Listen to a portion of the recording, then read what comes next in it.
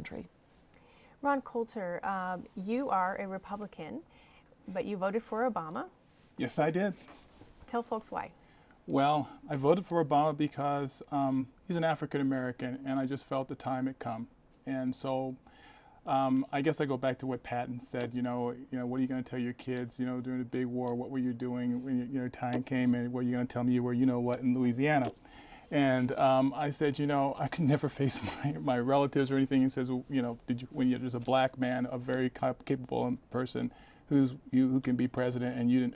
There's no way in the world I could not vote for him. And I just thought time had come. My first choice would have been Colin Powell. I'll just have to say it, okay? Because I think we basically think alike, and I've met him and that type of thing. But I think Obama is. You give him a chance, and he'll grow into it. He has to. What did you think of the speech? As I asked Yvonne, was there anything that you pulled out of it?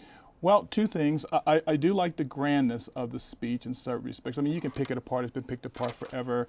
I do like the part that where he says the memories are short. They have forgotten what this country has already done, what free men and women can achieve when imagination is joined to common purpose and necessity to courage. I mean, it's like we can think on a grand scale. We can do these types of things and remember our history.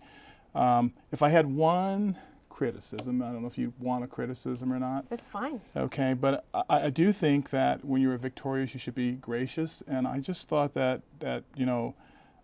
this reject the false choice between safety and our ideals and this whole rule of law issue, I thought, George Bush did the best he possibly could. We're basically in a situation where you just didn't know what was going on.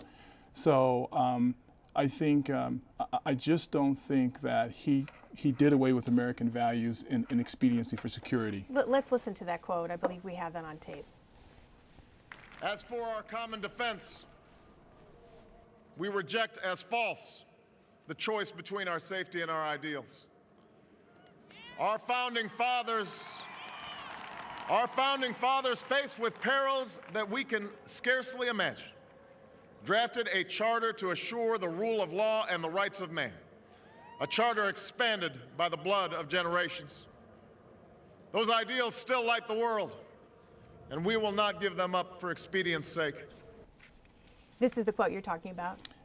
Yes. You found it insulting to former President Bush? Yeah, I did. I really did. I think and I've always, when I used to coach and stuff like that, I said, when you're victorious, be gracious. Professor Shaw, did you read it that way? No, I didn't. I think that the distinction that President Obama is trying to make there is a legitimate one, because I think my own opinion is the Bush-Cheney administration leaves office with a tainted aspect of its legacy in terms of our standing in the world and its apparent, the administration's apparent lack of concern or interest in fighting that war properly or trying to attain information properly, because Vice President Cheney said several times, as did Secretary of Defense Rumsfeld, that in Guantanamo were the worst of the worst, and yet that has not, at least at this point, proven to be the case. And we've seen today, of course, with President Obama issuing the order, we're going to try to shut down Guantanamo within a year. I think that's one of the legacies of the Bush-Cheney administration that's going to be debated for decades to come, that administration's view on presidential power, similar to Nixon's in the sense of, if I do it, that makes it right. I also think that this was such an important issue that it would be neglectful or derelict for Obama to leave that out, especially since this speech was more about what are the issues we have to deal with now and how are we going to grapple with those issues. So I think he almost had to talk about those, but he didn't directly reference that to George Bush. In fact, I thought even in his opening paragraph, it was quite magnanimous toward George W. Bush. I know there's lots of views on this, and we have a short period of time. I want to ask you, though, Professor, before we move to the phone calls, how do you rank this speech? I mean, many pundits have called it a kind of average. If Obama turns out to be a great president, it'll be seen as a great speech. If he turns out to be an average or below average president, it'll be seen accordingly. Usually these speeches don't get labeled great within the first week or the first month of the first year. No one thought Lincoln's second inaugural, which I think is the greatest ever, was great immediately. So I think it was an eloquent speech, understated to some degree. Obama didn't need to call an awful lot of attention to it being a historic moment. We all knew that, and he knew that we knew that. I think it was a marvelous speech.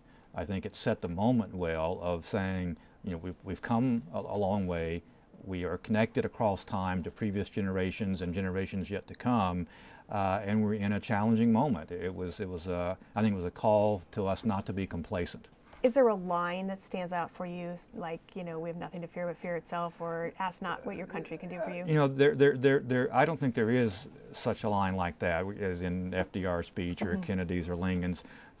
The theme I like about it, or the aspect I like about it, is the inclusiveness theme, where, you know, he doesn't use I, the personal pronoun, much at all. He did that early on. I want to thank President Bush and this and that, but it was we, now and tied to future generations and past generations, and it was inclusive in that sense, especially when he said, you know, Muslim, Jew, Hindu, and non-believer. That was interesting. That was the first ever in a presidential inaugural address where a president made reference to non-believers in our midst. What did you think about that, Ron? Didn't give it much thought. Oh, okay. I really didn't. I think the pundits have commented on that, Yeah, that he included exactly. the non-believers in that. Let's take some phone calls.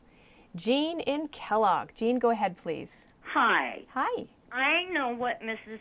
Obama was saying when she said she was proud to be American again, because I feel the same way she does. I feel proud to be an American again because the prejudice have fallen down, and I just pray to God that nothing happens to this new president, and he does a wonderful job for us. I feel in my heart he will, and I hope God protects him. Thanks very much for your call, Jean, all the way up in Kellogg. We appreciate it. Thank you. Let's hear from Cindy in Nampa. Cindy, go ahead, please. Hi. I know that with our new president that we have, it was history in the making. What I'm curious about is, with the celebration of 10 inaugural balls, with our economy the way that it is right now, who paid for that? Thank you very much. I believe they are privately financed, the inaugural balls, although FDR, as I recalled, called for the balls during his one of his administrations to be charity balls. I think it was in his third administration after he was elected in 1940. And some people the wondered war if was going Obama was on. going to do that. I know that he encouraged neighborhood balls and kind of low-key events, but I believe they are privately financed. They are. They are privately financed, and they had tried to Through have some that tickets were and tickets for donations exactly. and things like that. Okay, let's hear from Patricia in Payette. Patricia, go ahead, please. Yes, I was so thrilled about this. I just thought this was such a wonderful. I was so glad that this country actually elected this man. I thought it was unreal. And I agree with the other lady. I hope that nothing happens to my husband is saying something about he could be shot, and it really scares me a lot. But I thought Bush and Cheney should have been impeached. I just think they ignored the rules of the country. I thought it was horrible. I think we can hold our heads up again. I think it's really great. Okay, Thank you so much. thanks for your call. Appreciate Bye-bye. it.